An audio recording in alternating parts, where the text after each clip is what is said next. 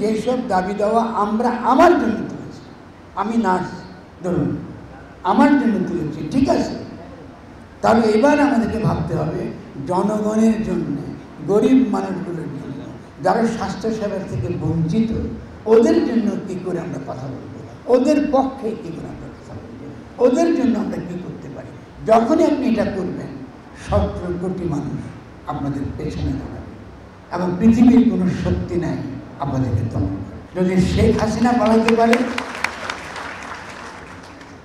Fascist শক্তি যদি আজকে পিছু হতে বাধ্য হয়, যখনই আমরা জনগণের কথা ভাবব, জনগণের পক্ষে থাকব, এই পুলিশও আমাদের জ্ঞান লাঠি তুলতে সাহায্য করবে।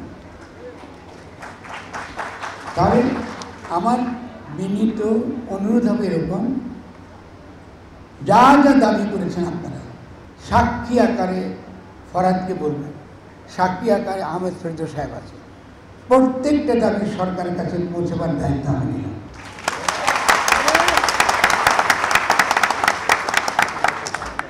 কিন্তু আছে, কিন্তু হলো গণ অভ্যুত্থান যেটা এখনো পর্যন্ত পূর্ণ হয়নি, এই গণ অভ্যুত্থান সম্পূর্ণ করার জন্য আমার পেছনে থাকতে হবে এবং আন্দোলনের সংগ্রামে, বিক্ষোভে, ক্ষোভে, লড়াইতে আমরা একসঙ্গে থাকব এবং আমরা এমন একটা স্বাস্থ্য ব্যবস্থা বাংলাদেশে করে দেখাবো যেটা সারা পৃথিবীতে নজির হয়ে থাকে।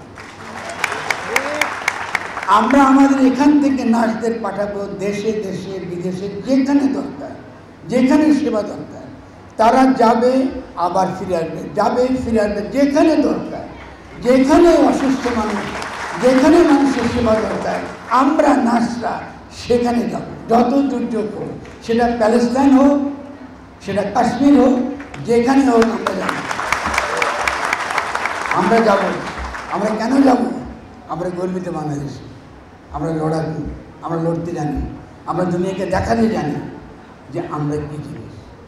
আমরা যদি একটা ফ্যাসিস্ট শক্তিকে উৎখাত করতে পারি, আমরা পৃথিবীতে যেসব দুষ্ট শক্তি আছে পৃথিবীব্যাপী তাদেরকে উৎখাত করে ছাড়ব ইনশাআল্লাহ।